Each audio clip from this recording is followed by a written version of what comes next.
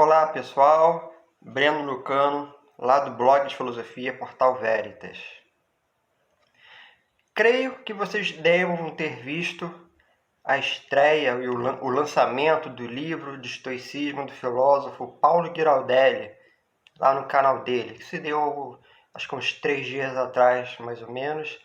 Eu participei ao vivo e gostaria de compartilhar com vocês algumas colocações que eu achei interessantes, que nós pudéssemos pensar sobre o estoicismo, especialmente na visão de Paulo Giraldelli. Antes, eu peço para que você se inscreva no nosso canal, ative as notificações, assim vocês estarão sempre a par das nossas atualizações e estarão certamente contribuindo também com a divulgação do estoicismo e ficaram sempre sabendo dos nossos vídeos novos.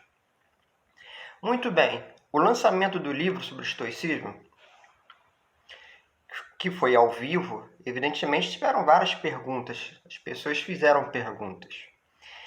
Algumas perguntas eu achei muito interessante e gostaria de compartilhar com vocês. Uma pergunta que foi a que eu fiz especialmente, que eu perguntei sobre o estoicismo moderno e falei sobre a questão dos coaches, né? a confluência do estoicismo moderno com os coaches atualmente, que existe muito, né? E ele fala uma coisa que eu concordo. Ele leva em consideração os coaches como sendo um movimento aí que surgiu uns 20, talvez um pouco mais, anos, de um pessoal que, na verdade, que participou da academia, teve contato com ideias, teorias, só que eles não ficaram na academia. Eles saíram. E quando eles saem, eles começam a escrever coisas. E essas coisas, às vezes eles trazem algumas ideias que eles aprenderam na academia e simplificam isso para a população, para as pessoas que não entendem nada de nada, estão ali zeradas. Então, assim surge a autoajuda. Tentar imaginar, por exemplo, assim, um Augusto Cury, por exemplo. Tentar imaginar como ele sempre fala, né, professor Paulo, ele fala lá o Pondé, por exemplo, embora Pondé esteja na academia ainda, né? Mas eles sempre vão tentar, na verdade, escrever alguma coisa que eles não entendem muito e vão tentar apenas vender isso. Isso acontece muito com o estoicismo. Então vocês vão encontrar muitos livros que se dizem sobre estoicismo, se dizem estoicos, mas na verdade eles não aprofundam nada, porque eles não sabem do que estão falando. O objetivo ali, na verdade, é muito mais mercadológico apenas. O objetivo ali é só escrever, colocar umas palavrinhas bonitinhas ali no meio e lançar no mercado. Isso é muito ruim, porque você acaba superficializando o estoicismo. Eles não entendem nada de estoicismo, e as pessoas que leem, que acham que aquele cara que escreveu entende, e que na verdade não entende, essas pessoas acabam não entendendo também. O que justifica essa superficialização. Infelizmente, é isso. Eu acho que nesse sentido eu concordo com o Paulo. É muito assim realmente que funciona. E basta que vocês vejam muitos esses livrinhos que existem por aí, as pessoas não buscam ler os artigos acadêmicos, não buscam a literatura mais específica. É como se eles estivessem, na verdade, procurando apenas um manual de autoajuda, nada mais do que isso. Um manual de comportamento, né? As pessoas querem o manual de comportamento, só isso.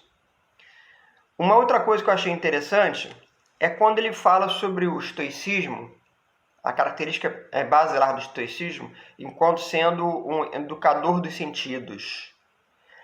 O estoicismo tem isso realmente, né? Mas muito mais do que isso, o estoicismo ele está num sentido de não fazer com que você se submeta ao mundo exterior.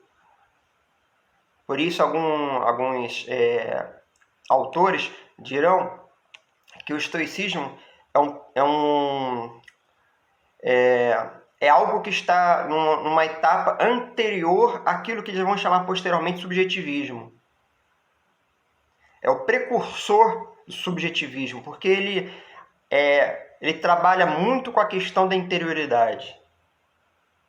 E no estoicismo, esse não se submeter ao exterior, ele está muito no sentido, especialmente quando você começa a falar sobre prazer, só que não é qualquer tipo de prazer.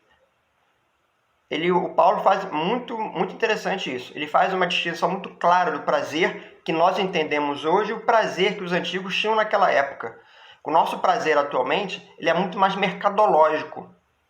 Você entende o nosso prazer hoje em maior ou menor escala como estando imbuído de uma capacidade de compra e venda. O mercado ele produz prazer em maior ou menor escala. E eu acho que é isso que é o interessante. Uma outra coisa que eu achei interessante também do Paulo é o fugir da frustração. É claro que o fugir da frustração, a gente sempre vai escutar o estoicismo nesse sentido realmente. Daí aquela coisa de aceite o que vier. É claro que o estoicismo tem muito disso, mas não é só isso. Eu acho que muito além para apenas fugir da frustração, e nesse sentido, eu não li ainda o livro do Paulo, mas acredito que também trabalhe sobre isso, ou pelo menos espero que trabalhe, mas isso o Paulo não falou e eu discordo dele. É fugir da frustração, mas não é só isso. O estoicismo é muito mais do que apenas aceitar as coisas tais como elas acontecem. O estoicismo tem muito, na verdade, de você moderar o desejo. Saber que alguns desejos produzem sofrimento. Então eles devem ser moderados. Daí aquela noção da apatia. Você ser indiferente aos movimentos que afetam a alma. A apatia, né, um prefixo de negação, e patos, afecção. Então, o objetivo, talvez, um dos objetivos principais da ética estoica, seja evitar essa situação onde a sua alma ou seu psiquismo seja afetado, seja impulsionado para esse ou aquele movimento, de tal maneira que você tenha a sua capacidade de julgamento também afetada. Se lembra aquela situação? Que a pessoa que está apaixonada julga de modo errado. É justamente isso que o estoicismo fala. Então, por isso eles vão trabalhar aquela questão de você se abster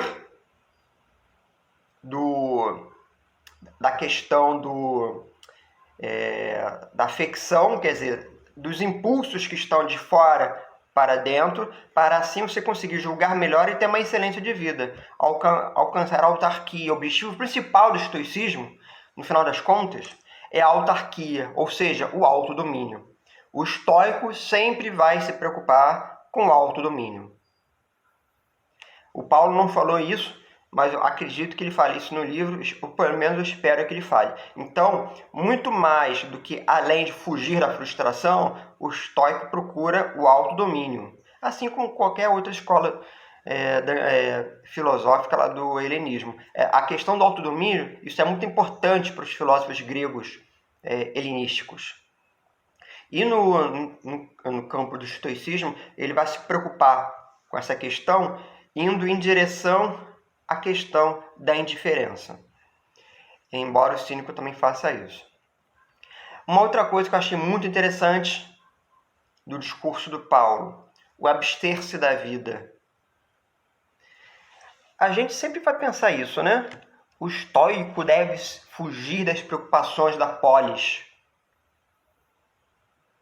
O estoico deve procurar apenas a paz interior, deve procurar aquele estado de ânimo de excelência, e com isso você acaba fugindo realmente dos problemas internos da própria polis. É claro que, em termos de filosofia helenística, a polis já está degradada, mas ainda assim a polis é o componente essencial para que vocês possam pensar a própria eclosão dessas filosofias todas. Fugir da polis significa não entender ou não querer viver na polis, de onde surgem essas filosofias. Marco Aurélio dirá, lá em Meditações, agora não me recordo qual livro, que é necessário que nós entendamos o mundo. É necessário que o estoico, portanto, compreenda e consiga escrever o mundo, circunscrever o mundo, sem a qual ele nunca vai conseguir ser um filósofo.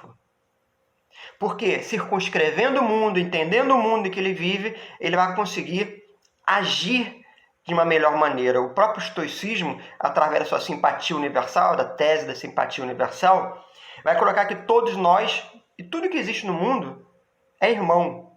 Existe uma irmandade universal. O estoico trabalha muito com isso, e você só vai conseguir entender isso se você também conseguir entender que tudo faz parte da polis. Inclusive todos os problemas oriundos da própria polis. A pandemia é um grande exemplo. Na verdade, o nome pandemia é até desaconselhável.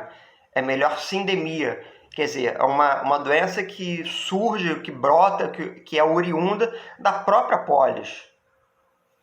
Se vocês começarem a pensar no atraso da vacina, começarem a pensar a forma com que o presidente escamoteou a vacina desde o início, escamoteou o uso de máscara, isolamento social. Então vocês começam a perceber que a doença, a Covid, é uma situação que surge dentro da polis.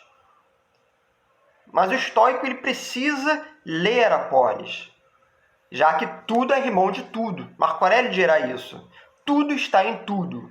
E ainda segundo Marco Aurélio, se você não consegue ler o mundo, você não vai saber nem onde você está e nem o que você é capaz de fazer. Portanto, eu concordo muito com Paulo. Nós devemos realmente trabalhar no mundo e nunca, em hipótese alguma, nos abstermos e nos afastarmos do mundo. O filósofo estoico, ele vive no mundo e ele é o mundo. E, portanto, ele também age no mundo. Eu gostei muito dessa abordagem. Eu vou deixar o link para vocês do vídeo do Paulo, da estreia. Compartilhem esse vídeo aqui também. E digam depois o que vocês acharam. Eu me encontro com vocês por aí. Até a próxima.